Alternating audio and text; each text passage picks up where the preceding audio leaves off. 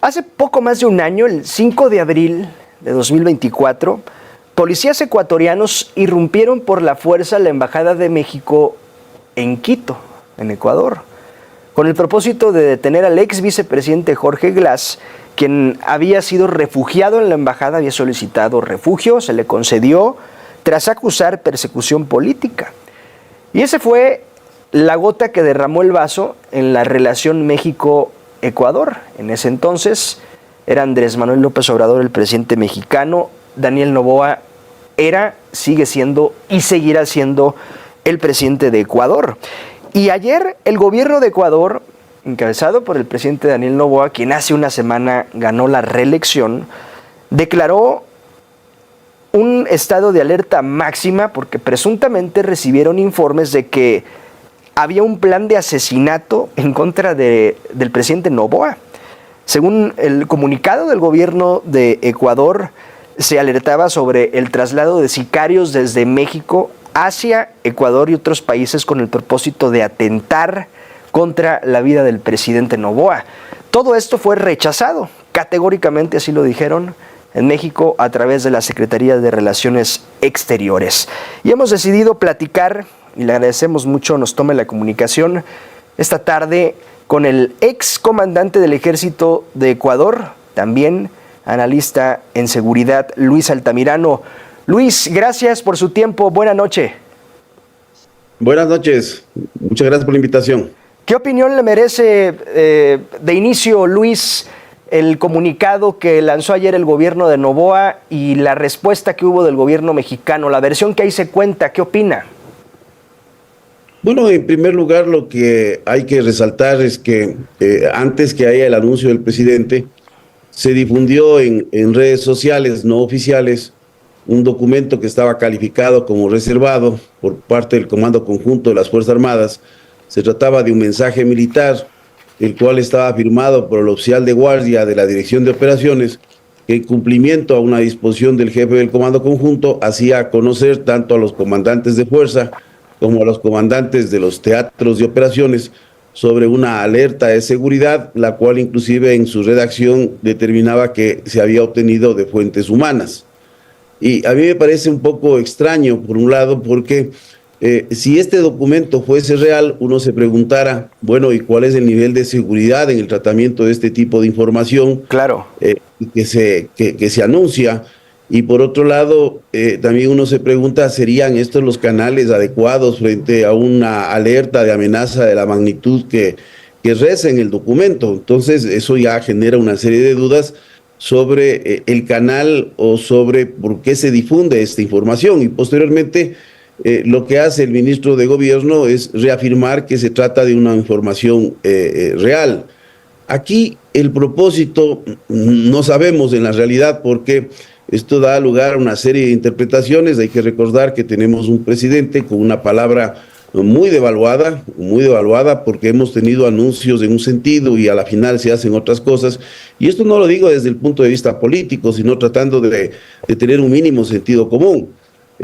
Una alerta de este nivel no se maneja en esta clase de documentos, ni se maneja a través de estos canales, ni tampoco se hace eco de la fuga de la información, entre comillas, porque no sabemos si es un documento real o no es un documento real, más allá de lo que diga el gobierno, de cuál es el propósito de hacer este anuncio, que a la final lo que genera es mayor miedo, mayor zozobra, mayor preocupación en la población, que ya de por sí está golpeada por hechos reales que suceden en el día a día. Entonces, es la primera pregunta, que si fuese real, que si se salió esta información, ¿por qué el gobierno lo reafirma? Porque a la final, ¿esto cambia el estado de situación o esto a la final es coincidente o no coincidente para el manejo de la construcción de estas narrativas, lógicamente en donde se ha colocado a México como una figura, tenemos en términos de país, como un país contendor del Ecuador? Entonces, ahora, creo que fines políticos. no hay un conflicto como para pensar que México mandaría matar al presidente Noboa. Es decir, no hay una guerra entre México y Ecuador, fue un asunto meramente político, lo de Jorge Glass, lo de la embajada, el error que desde mi punto de vista sí cometió la policía al meterse como lo hicieron hace poco más de un año. En fin, ese asunto es político, pero que exista una bronca entre ambas naciones para pensar en un atentado contra el presidente, creo que eso está fuera de sí. No sé qué opina usted, en general. Sí, me parece que el manejo de la temática se lo hace desde el punto de vista de obtener réditos de carácter político.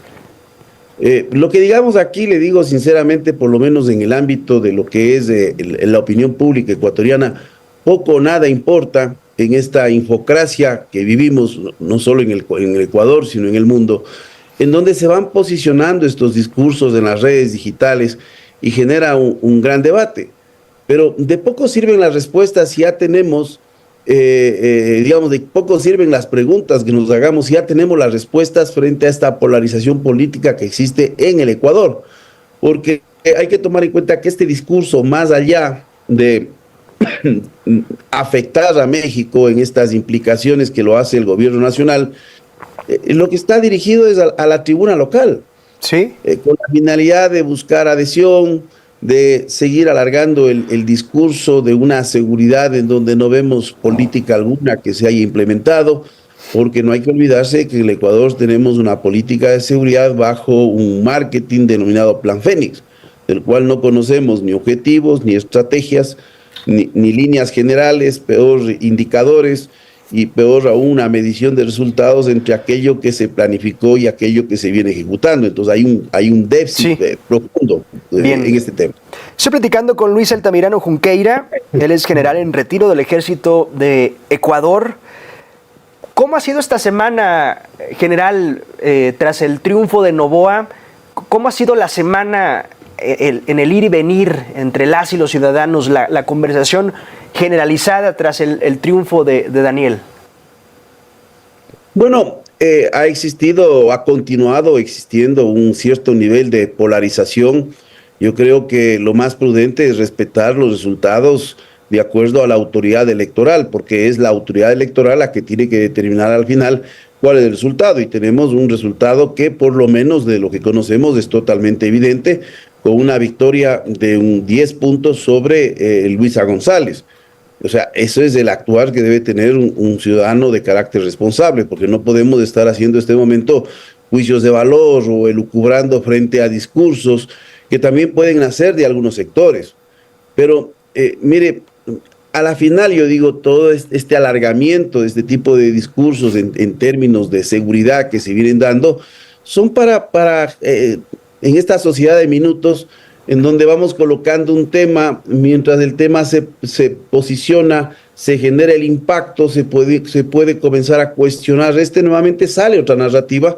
Entonces yo digo, el Ecuador vive ese país de minutos, porque ya nos hemos olvidado del anuncio de las Fuerzas Especiales Internacionales, que nunca se dio, tuvo que salir la canciller, hacer una gira internacional, nunca hubo un ofrecimiento de colocar lo que se conoce en inglés boots on the ground, y después tuvimos un anuncio de la llegada de Eric Prince, se habló de mercenarios, inclusive por el propio ministro del Interior, en una entrevista en un medio de comunicación de gran audiencia, se dijo, sí, efectivamente son mercenarios, después se habló de asesoría, y ahora sabemos que Eric Prince ya abandonó el país. Entonces cumplió un cometido que muchos lo dijimos, tenía un fin electoral, pero ahora eso ya está en el pasado. Entonces ahora comenzamos a hablar de esta nueva narrativa, ahora se construirá la narrativa de la constituyente, diciendo que la constituyente es la solución a todos los males que tiene el país. Luis. Bueno, en un país en donde echa la ley, echa la trampa, o donde están hechas las leyes no se cumplen, entonces a la final también va generando estos espacios en donde se va reduciendo la presión social frente a las necesidades y le da al gobierno un espacio de tiempo para después construir otra narrativa de por qué las cosas no funcionan.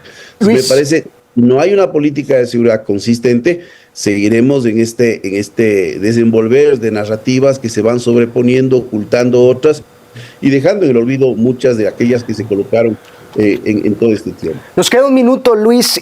Quisiera preguntarle brevemente, ¿cuál es la actualidad del crimen organizado, de la seguridad en el Ecuador?